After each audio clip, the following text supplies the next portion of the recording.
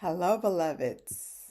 If you're here for the first time, welcome. And if you're returning, welcome back. Okay, so now listen. We must forgive everybody, everything.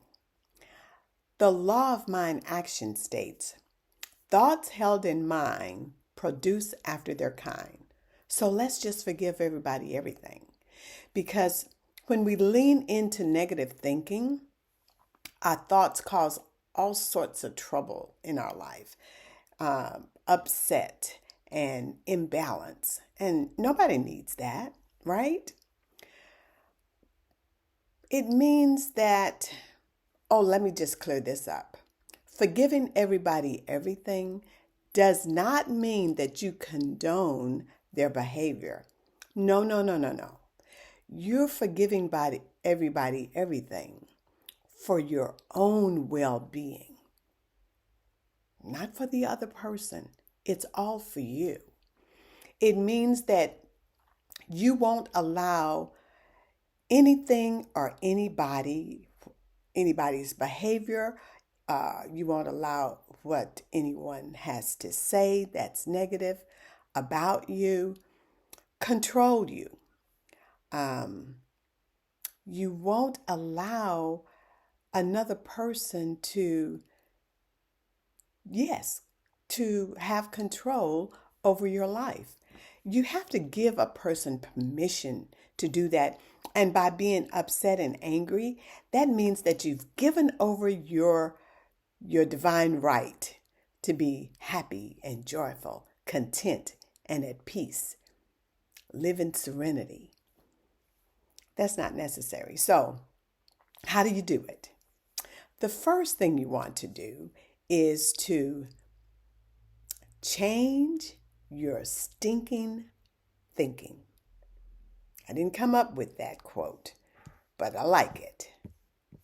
It says a lot. Change your stinking thinking. We're in command of our own thoughts.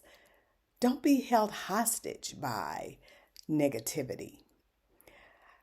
And why would you want to change your stinking thinking? Because negative thoughts are toxic. That's why. It's like drinking poison and having the expectation that the other person is going to die. No, no, no, no, no. Drinking the poison means that you're going to shorten your own life. According to the National Science Foundation, we have on an average of 60,000 thoughts a day. 80% of those thoughts are negative, and 95% are the same thoughts we had the day before. They're repetitive. Change your mind, change your thoughts, and forgive everybody, everything. There's no need to camp out in negativity. Instead, offer empathy, understanding, and get curious about the other person.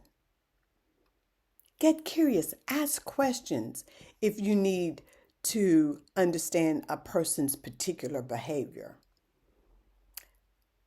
And if you don't want to ask questions then of that person, simply bless the person and you go on your merry way to have a joy-filled life.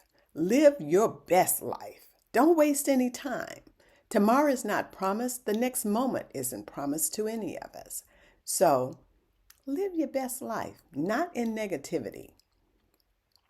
And we have a full-time job taking care of our own lives as opposed to poking our nose into someone else's. Don't do it. It serves no purpose. Pay attention to your own life and make it great. Make it so great others want to ask you, what are you doing? And how are you so happy? And your life seems so balanced. Well, we know that we all have ebbs and flows. Our life ebbs and flows. That's normal. It's expected. But for you and for myself, for me, we're not going to live in negativity.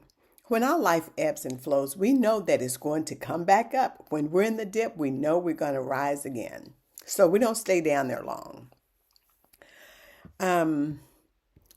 There's another quote I want to share with you. There is so much good in the best of us and so much bad in the let me start that over.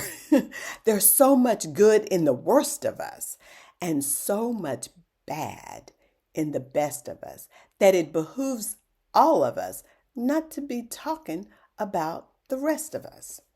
Now, there's 3 versions of that. There's a version by James Adams and also Edgar Cayce. Let me share these 2 scriptures. Blessed are the merciful, for they will receive mercy. That's Matthew 5:7. And Numbers 14:20 reads, I do forgive just as you have asked. When we forgive, we make room in our life for unlimited good.